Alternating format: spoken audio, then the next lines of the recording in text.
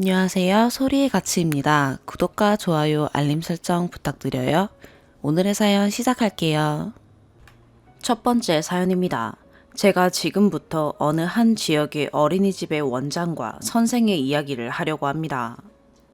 개인정보로 인해 지역과 어린이집 상호는 비공개로 하겠습니다. 5월부터 시작해 제 딸과 함께 저는 선생으로 딸은 영세반 아이로 함께 다니게 되었습니다. 며칠 전 있었던 일로 지금은 일을 그만둔 상태이며 이 사고에 대해 정확한 판단을 듣고 싶어 글을 써보려 합니다. 밑에서부터는 저의 딸을 B, 저의 딸을 문 아이를 A라고 지칭하겠습니다. 다소 두서없이 횡설수설 써내려갈 수 있지만 내 아이의 일, 내일이라고 생각해 주시고 마지막까지 읽어주시면 감사하겠습니다. A라는 아이는 지금까지 총 5번 B를 물었습니다.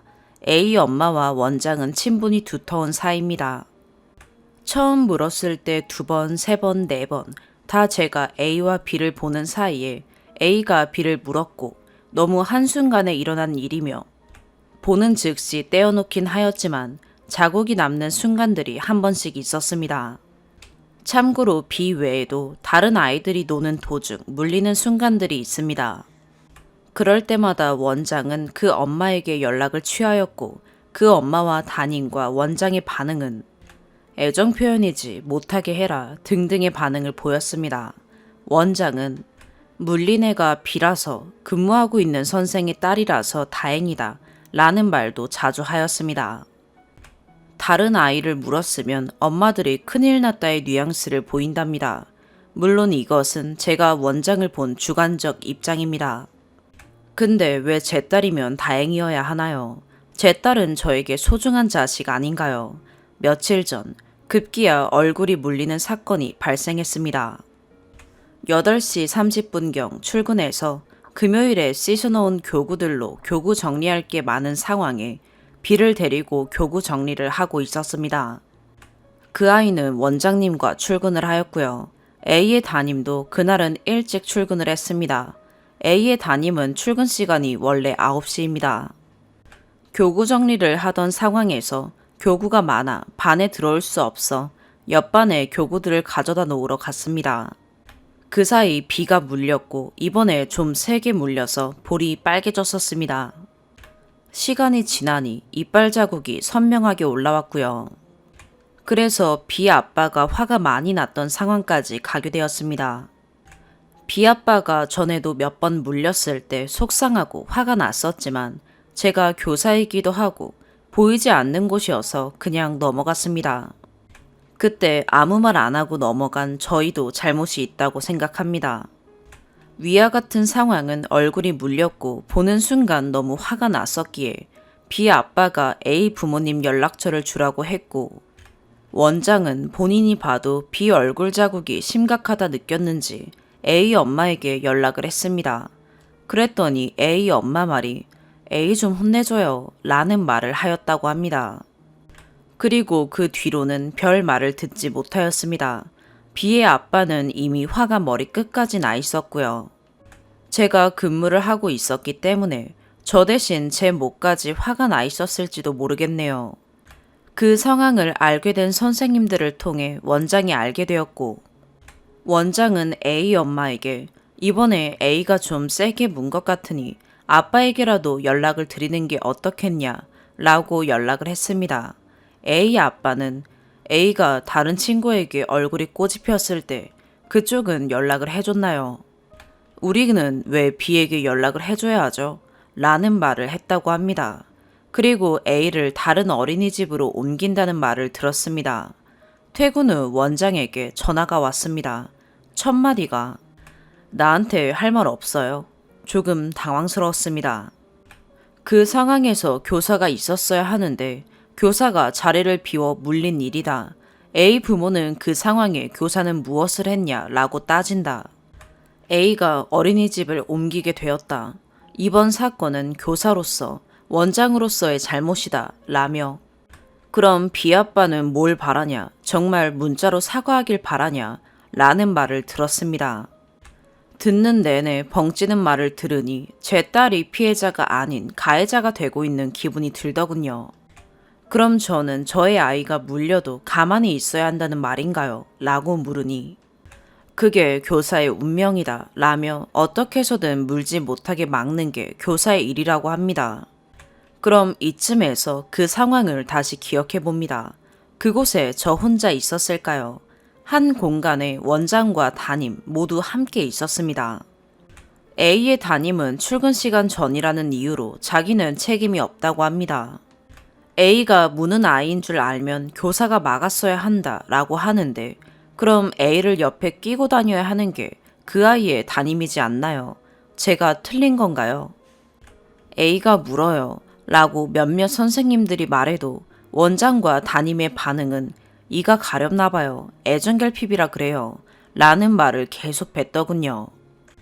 B 아빠가 퇴근 후 원장과 통화를 하게 됩니다. 그 상황에서도 원장은 B 아빠에게 물린 상황에 대한 죄송함은 없고 제 이름을 말하며 땡땡쌤 탓으로 돌린 게 화가 나시는 건가요? B가 물린 게 화가 나셔서 전화하신 건가요? 라고 말했다고 합니다. 당연히 직장과 학부모 입장은 별개 아닌가요? 제가 일하고 있으니 비아빠로 전화한 것 아니었을까요? 비아빠는 아내의 직장이 아니라 한 아이의 학부형으로 전화했습니다. 그리고 별의별 말들을 다 하며 통화를 마쳤다고 합니다.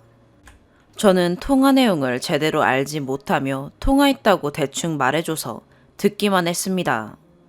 저는 이 모든 상황이 납득하기 어려워 당장 B를 빼와야겠다는 생각뿐이었으며 다음날 그만두겠다는 말과 함께 B의 짐을 챙겨 나오려고 원장에게 말을 하니 바쁘다는 핑계로 밖으로 나갔습니다.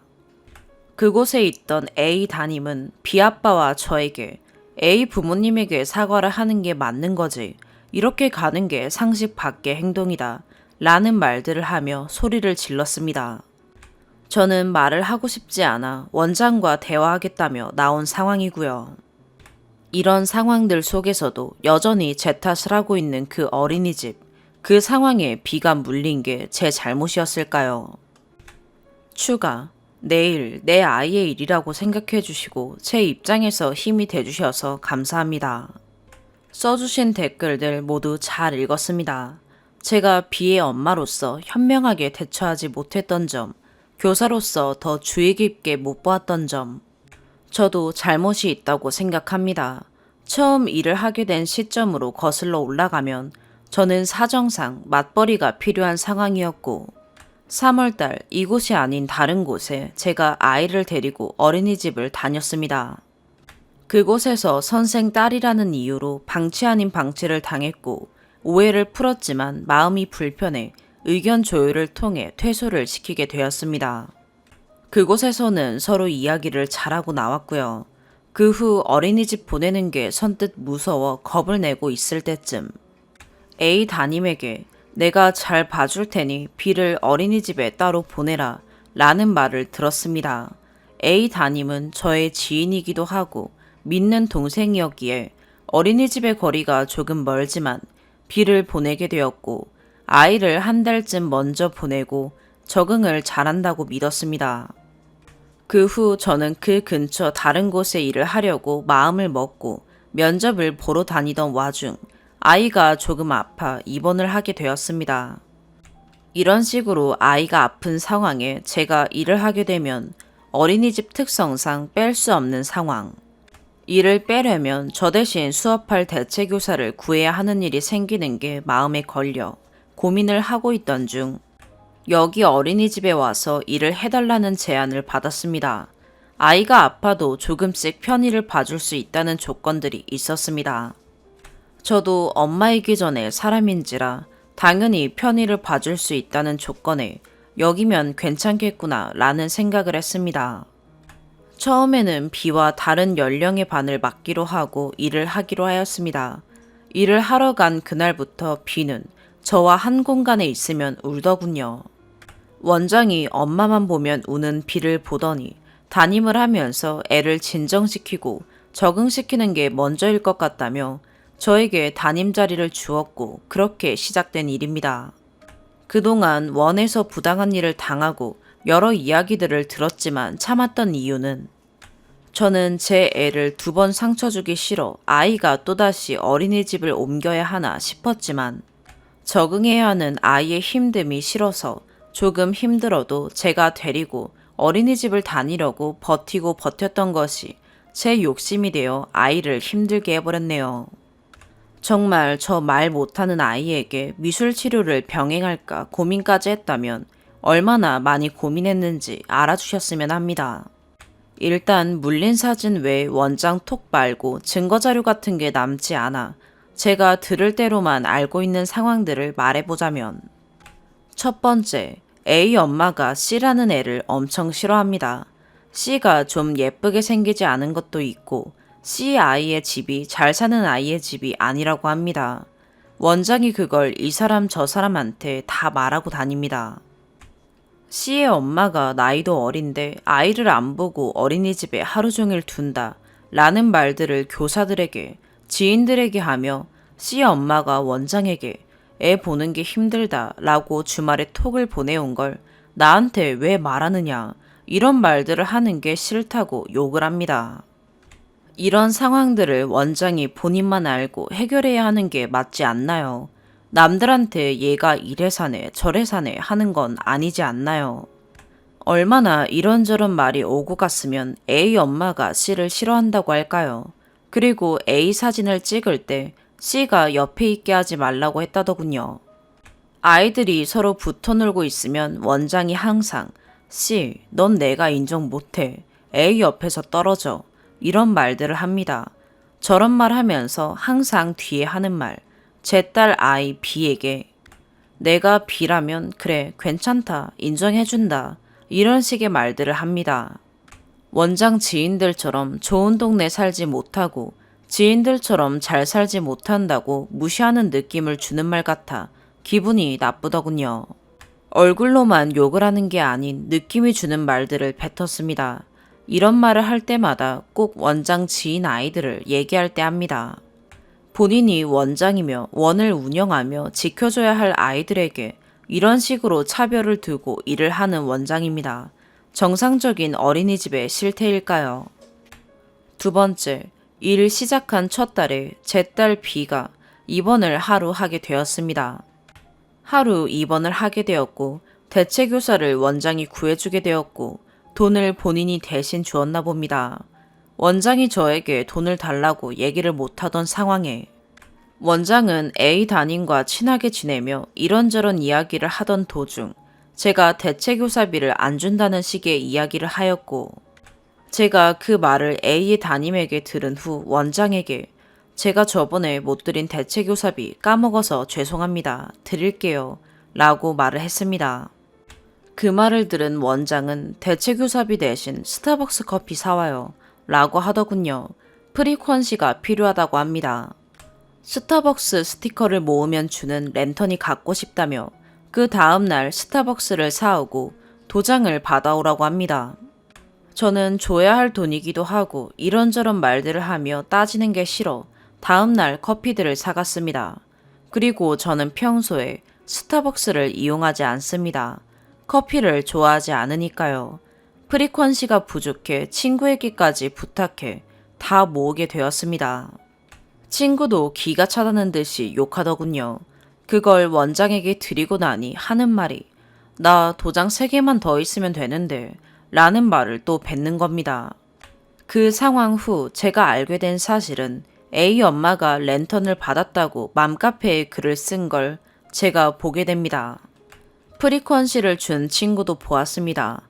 그걸 원장이 도와줘서 받았다고 글이 올라왔고 그 글을 보고 나니 원장이 지인들끼리 랜턴을 돌아가면서 가지려고 스타벅스를 사오라고 시킨 거구나 라는 느낌이 확 들었습니다.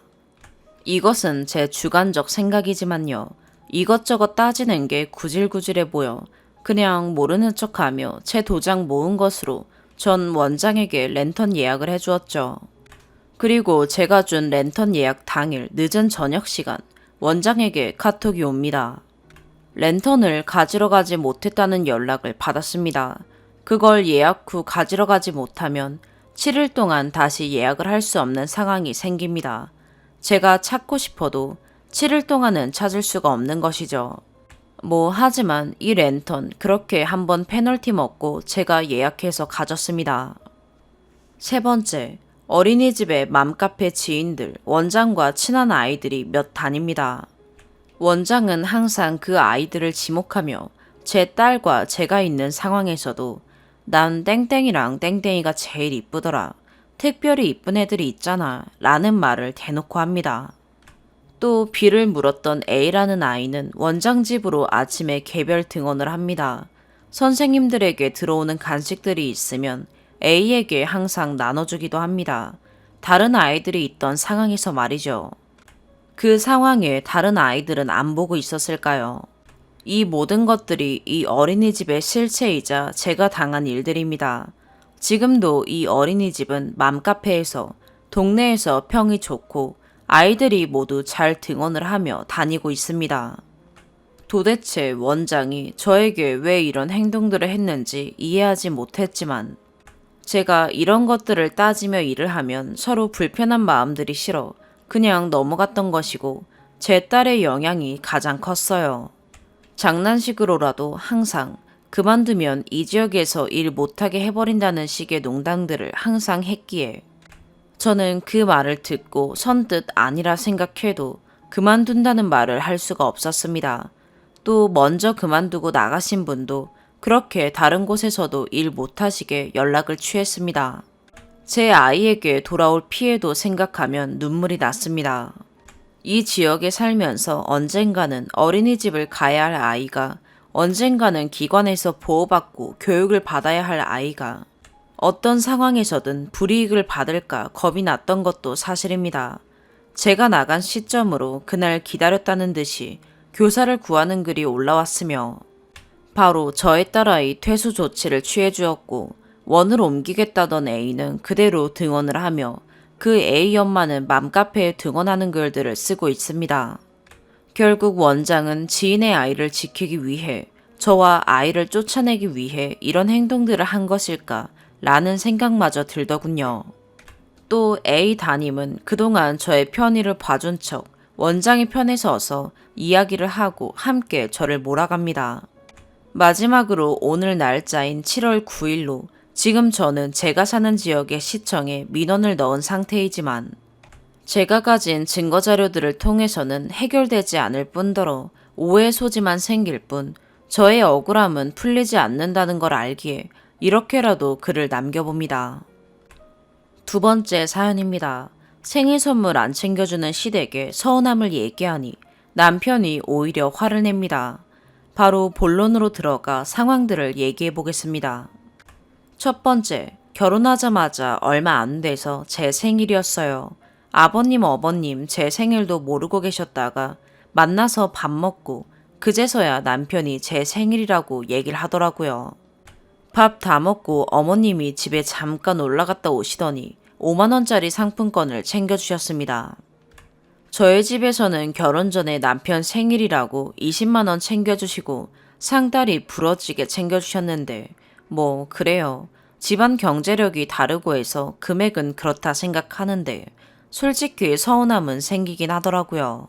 남편은 자기가 받은 게 있으면 미리 부모님한테 얘기해서 제 생일 챙겨줄 수 있게 해야 되는 거 아닌가요? 솔직히 5만원은 좀 놀랐습니다. 아무튼 결혼하자마자 저의 첫 생일은 그렇게 넘어갔습니다. 두 번째, 어머님 첫 생일에 상다리 부러지게 직접 음식 차려서 해드렸습니다.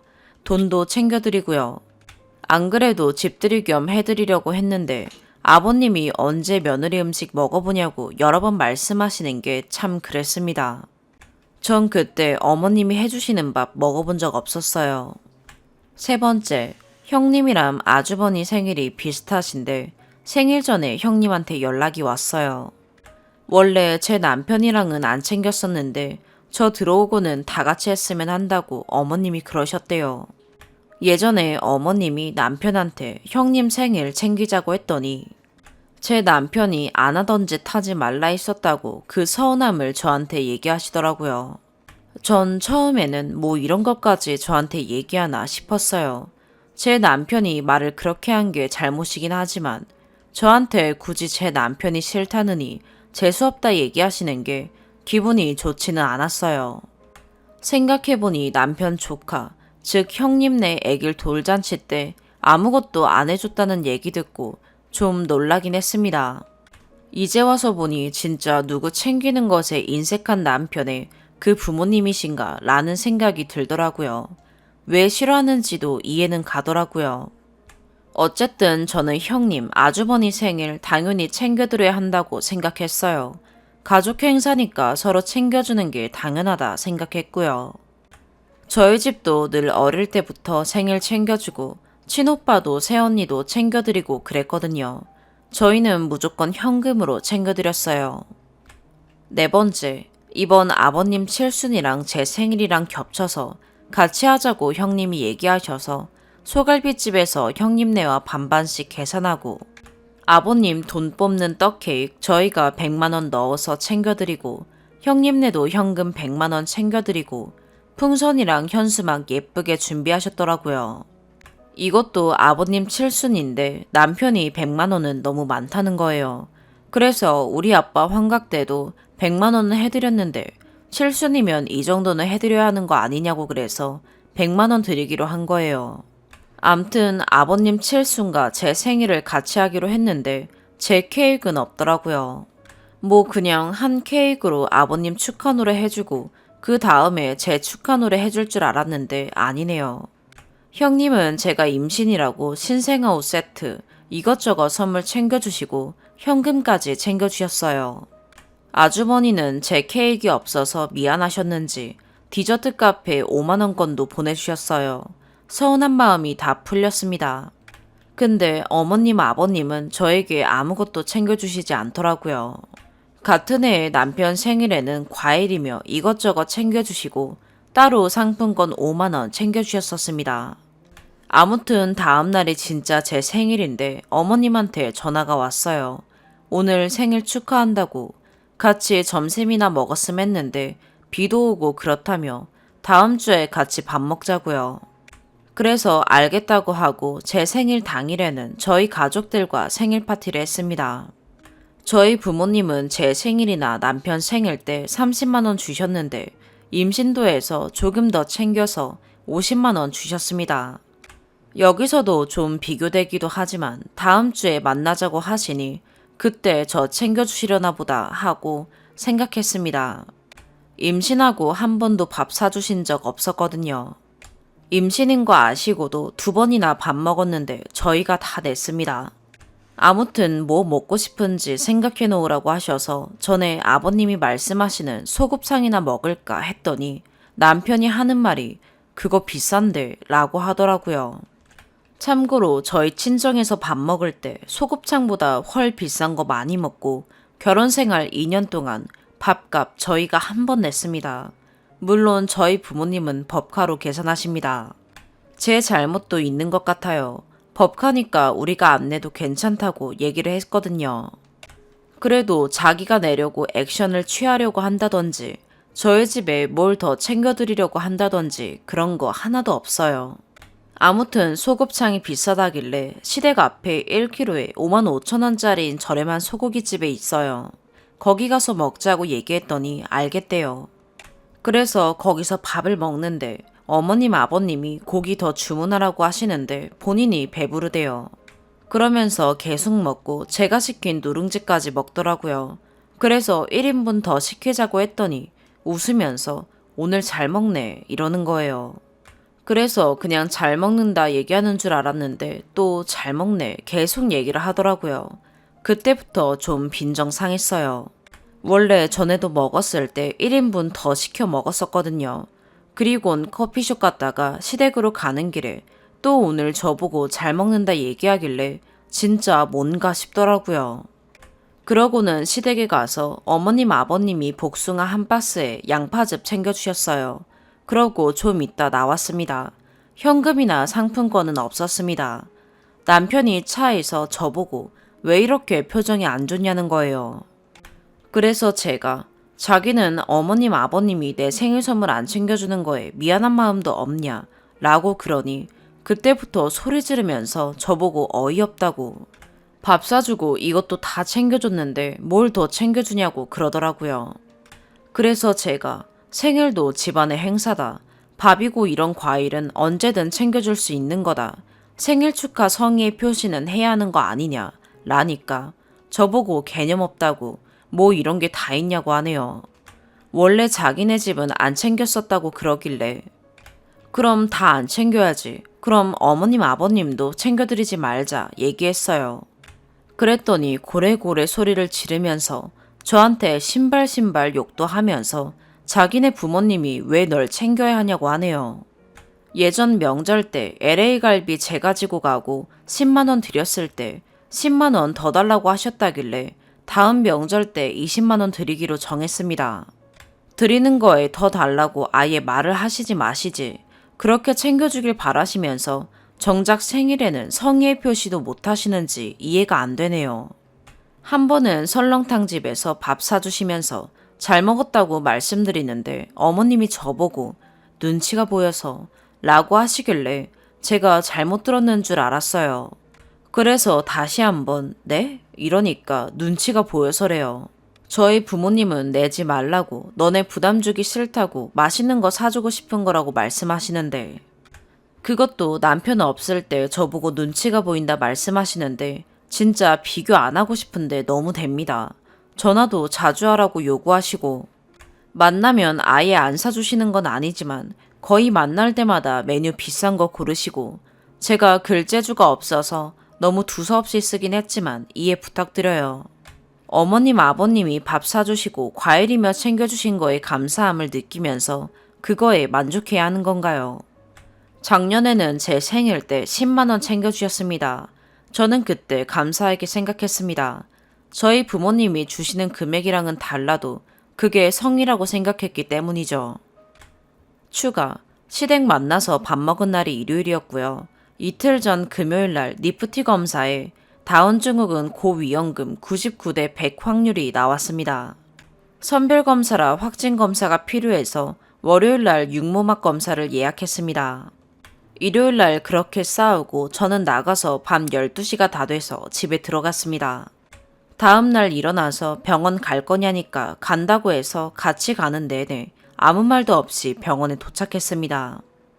육모막 검사를 하는데 간호사님이 제 손을 잡아주시고 했는데도 너무 무섭고 아파서 놀랐습니다. 눈물이 계속 나오기도 하고 30분 정도 쉬다가 내려가라고 하셔서 마음 진정시키고 대기실로 갔더니 팔짱 끼고 눈 감고 자고 있더라고요. 진짜 너무 미웠습니다. 육모막 채취양이 적당한지 확인할 동안 기다리라 그래서 20분 정도 앉아 있는데 그동안에도 제가 온 줄도 모르고 계속 자고 있더라고요. 그러곤 간호사님이 오셔서 설명해 주시는데 아프다고 말씀드리니 너무 아프면 수액 맞고 가도 된다 하셨는데 제가 회사 오후 미팅 때문에 가야 했습니다. 남편이 많이 아프냐고 묻길래 앉아있음 그나마 괜찮다고 했습니다. 미친 듯이 아픈 건 아니고 기분 나쁠 정도로 아픈 정도였어요. 육모막 검사는 1차는 당일 5시 이후에 전화로 알려주시고 2차는 2, 3주 이후에 나옵니다. 병원에 나와서 헤어지고 서로 연락 없다가 오후 5시 조금 넘자마자 결과 나왔다고 톡이 오더라고요. 그때는 결과 전화가 안 와서 안 왔다고 얘기하고는 조금 있다가 다운증후군 판정이라고 통보를 받았습니다. 전화 끊자마자 울면서 남편한테 톡을 보냈고 바로 전화가 오길래 저는 받지 않았습니다. 퇴근했는지 어디냐고 톡이 와서 나 좀 늦는다고 얘기하고는 10시쯤 들어갔습니다. 역시나 서로 대화 없이 잠이 들었습니다. 임신하면 새벽에 화장실 때문에 자주 깨는데 잠이 안 오고 눈물이 또 나와서 친정집으로 갔습니다. 아침에 제가 없어서 어디냐고 톡이 왔어요. 그래서 친정집이라 얘기하고 대화는 끝났어요. 잠도 많이 못 자고 해서 피곤해서 일찍 퇴근하고 집에 들어갔는데 10시쯤 들어오더라고요. 그러곤 또 대화 없이 다음날 아침에 먼저 나갔어요. 원래 출근길에 제가 역에 내려주거든요. 지금 뭐 하는 건가 싶네요. 이렇게 몸도 마음도 힘든 시기에 남편한테 위로받고 싶은 생각이 안 들 정도로 듬직하지가 않네요. 이렇게 살아야 하나 싶네요. 달래줄 줄도 모르고 미친년, 김치녀, 무개념 취급하기나 하고 소리소리 지르며 욕이나 해대고 심지어 지금 제 심정이 어떤지에 물어보지도 걱정하지도 않는 게 애 같고 유치하고 남편 같지도 않아요. 그래서 시댁도 더 꼴보기 싫고 그래요. 세 번째 사연입니다. 저는 본가가 서울이고 본사에서 일하다 자천돼서 대구지사로 발령 나서 내려왔다. 아내 만나서 결혼해서 사는 이 시대의 평범한 가장입니다. 신혼을 만끽할 새도 없이 아이가 생겨 아이 낳고 살고 있습니다. 아내 본가가 대구이고 신혼집이랑은 15분 거리입니다. 아내 밑으로 여동생이랑 남동생이 있는데 둘 다 미혼이고 처남은 현재 타 지역에서 부사관으로 재직 중인 직업 군인이고 처제는 서울로 취직해 둘 다 휴가 때 아니고선 거의 못 봅니다. 그러다 보니 장모님이 결혼하고 아이 낳은 자식도 한 명이고 첫 손주다 보니 아내를 많이 도와줍니다. 거의 5일은 저희 집에서 아내와 함께 아이를 봐주시고 집안일도 다 해주십니다. 장모님이 남아선호사상 그런 게 있으셔서 아내가 저한테 잔소리하면 거의 제 편 들어주시고 다른 여자들처럼 너 혼자 애 보는 것도 아니고 내가 다 해주는데 넌 왜 그렇게 오바육바하냐고 아내를 더 혼내고 하십니다. 물론 저한테도 싫은 소리도 하시지만 전 장모님이고 어른이라 알겠다고 하고 솔직히 장모님이 계셔서 편한 거 사실입니다. 여기서 보는 이상한 장모님 아니십니다. 근데 아내는 자신의 엄마라 그런지 장모님이 해주시는 걸 당연히 생각하나 봅니다. 제가 장모님께 고맙고 죄송스러워 이것저것 많이 챙겨드리는데 아내는 그걸 왜 받냐며 다시 뺏어오고 그럽니다. 참고로 저 돈 잘 벌고 경제권 아내가 가지고 있고 제가 받은 용돈에서 아끼고 모아서 드리는 겁니다. 장모님이 장난친다고 애를 데리고 장난을 좀 치는데 애한테 그러지 말라면서 온갖 짜증내면서 애 성질 다 버린다고 난리를 칩니다. 솔직히 그냥 장난입니다. 제가 봐도 아내가 오바떱니다. 그러다 오늘 장모님이 술을 좀 즐기시는데 저랑 한잔 했습니다. 아내는 자러 침실에 들어갔습니다. 장모님은 약간 술이 오르셔서 아이 자는데 가셔서 진짜 장난으로 아이 엄지발가락을 아프지 않게 깨물었는데 아이가 잠에서 깨서 우는 거 저랑 장모님이랑 웃으면서 아이고 아프셨어요 하면서 애 안아주고 달래는데 애가 우니 아내가 잠에서 깨서 나오더니 아이가 왜 우냐 해서 장모님이랑 제가 웃으면서 장난 좀 쳤다 상황 설명했더니 아이 발가락이 약간 빨개져 있었습니다. 아이들 피부가 약해 살짝 한 건데도 빨간 거지 장모님이 세게 문 거 절대 아닙니다. 아내는 둘 다 미쳤다며 술상 치우라고 소리 지르고 저랑 장모님은 둘 다 뻘쭘해서 있는데 당시 12시인데 아내가 장모님 보고 집에 가라며 제정신이냐고 미친 거 아니냐고 난리를 쳤습니다.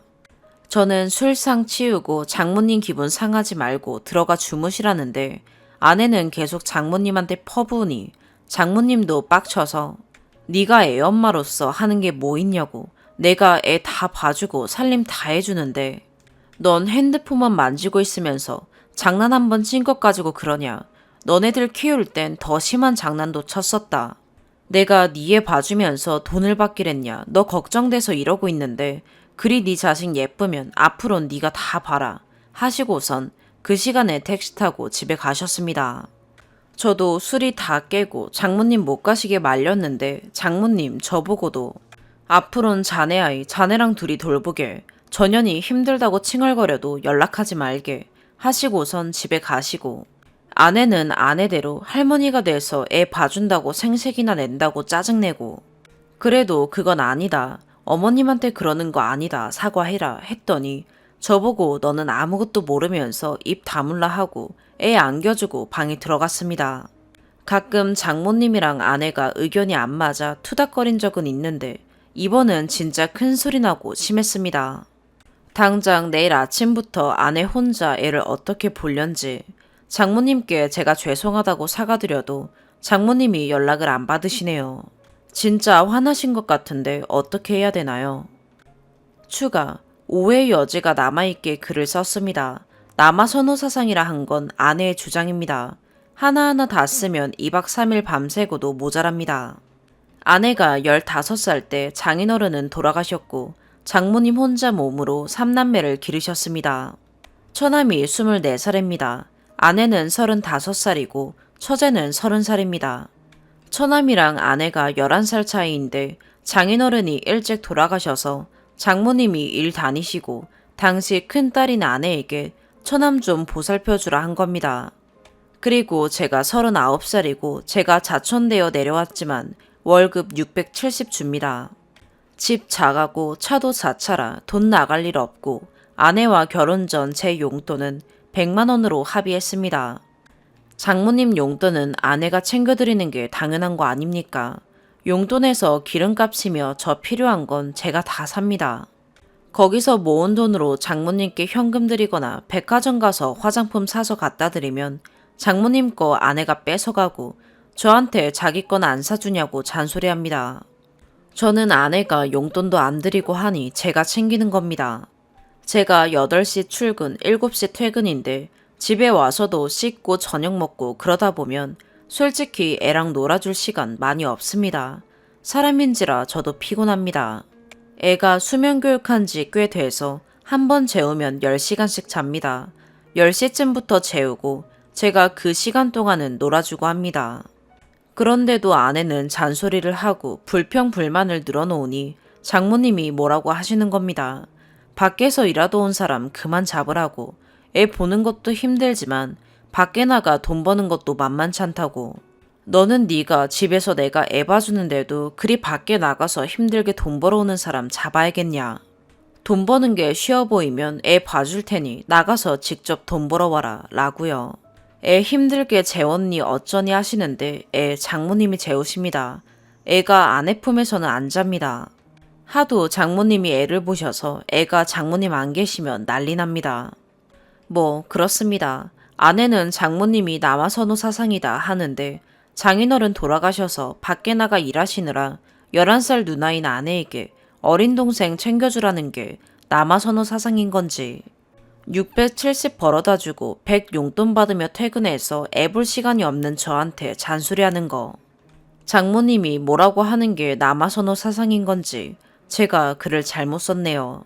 아내가 하도 장모님이 옛날 분이라 남아선호 사상이니 뭐니 하는 바람에 저도 모르게 글을 썼는데 남아선호 사상 아닙니다.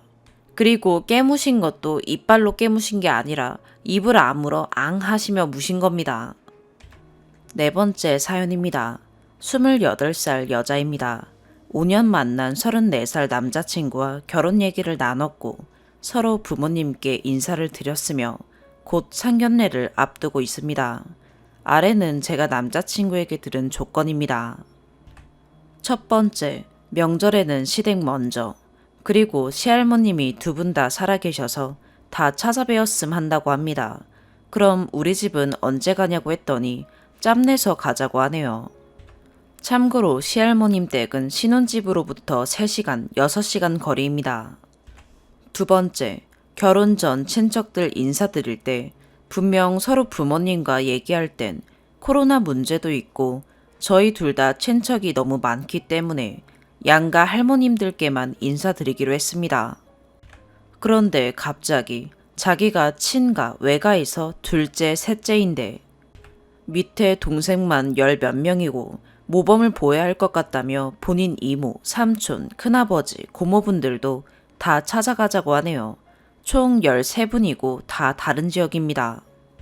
우리 집은 했더니 거기까지 또 언제 가냐고 시간 나면 가자고 합니다. 세 번째, 제 앞으로 부모님이 해주셨던 아파트가 있는데 이번에 전세 내준 것도 끝나가고 신축이라 거기를 신혼집으로 정했습니다.